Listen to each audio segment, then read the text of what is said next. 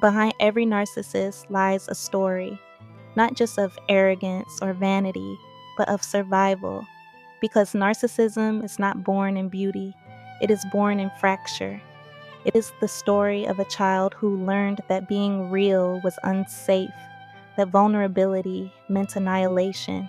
And so, brick by brick, mask by mask, they built a fortress.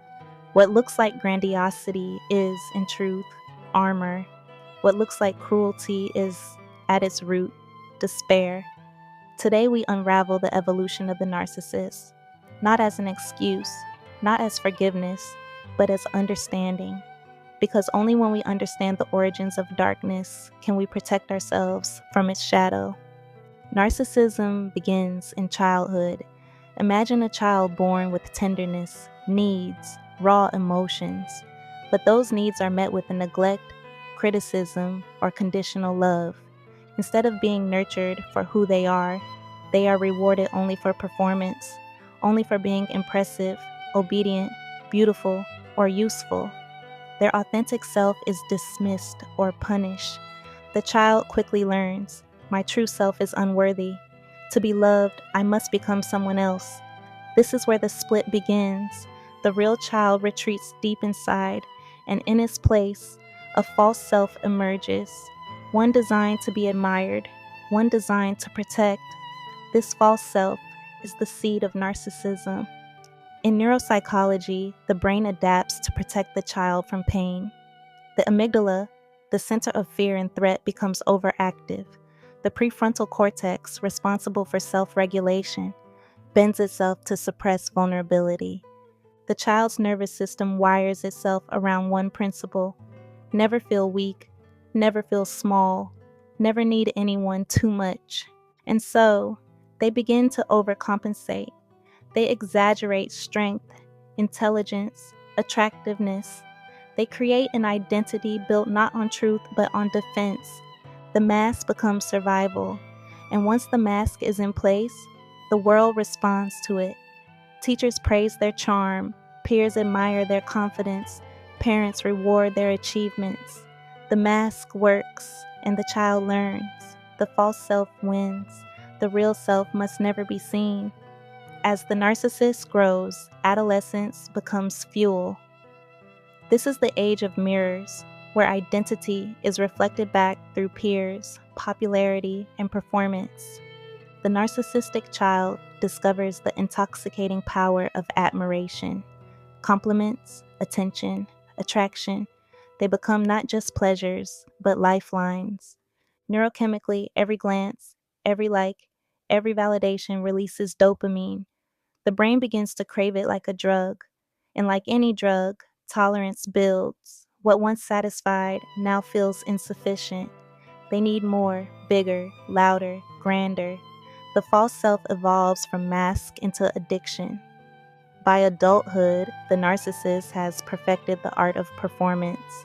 They become masters of charisma, seduction, and manipulation.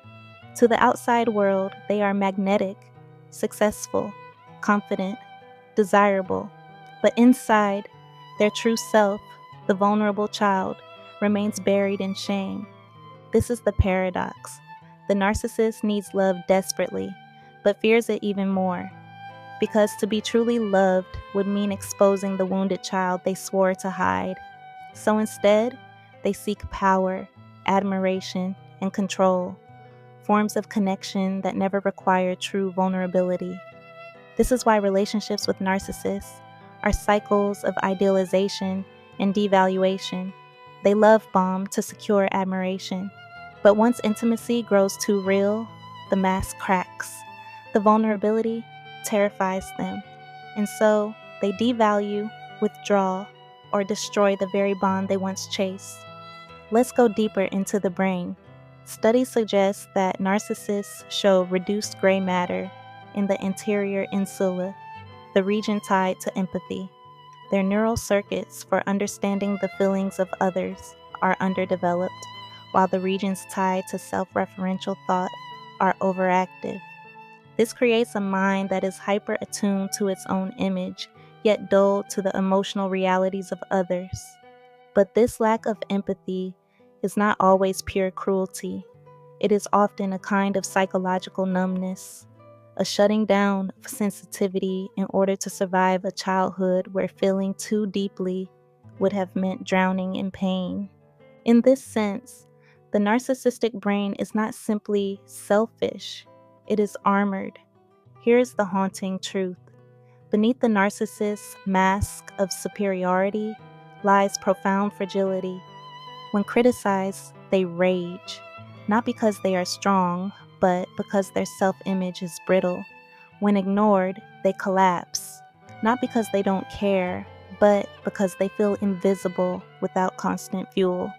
The narcissist looks powerful, but in reality, they are enslaved to admiration, enslaved to performance, enslaved to the endless hunger of a false self that can never be satisfied.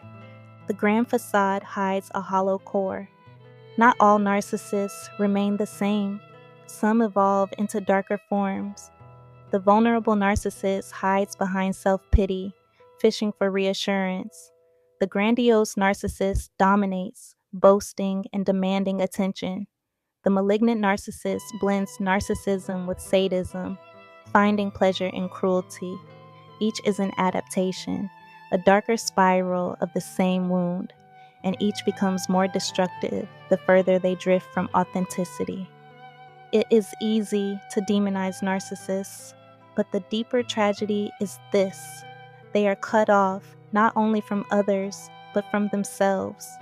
The real child inside, the tender, authentic self, remains locked away, suffocating in silence, and the narcissist spends a lifetime defending a mask, never realizing that the love they seek cannot be reached through performance.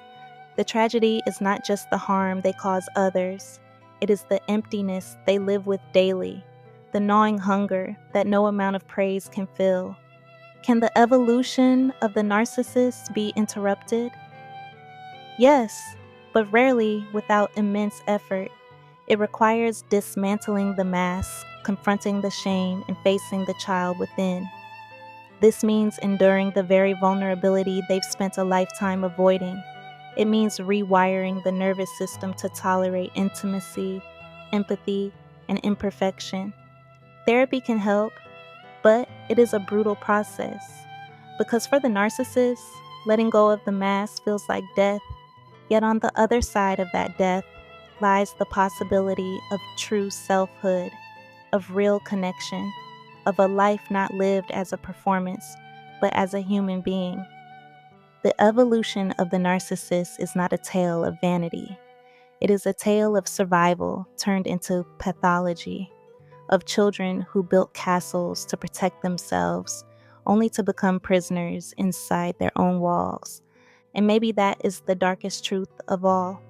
The narcissist is not truly free. They are bound to their mask, addicted to their reflection, terrified of their own truth. But by understanding their evolution, we learn to see through the mask. We learn to protect ourselves from the charm, the lies, the storms they create.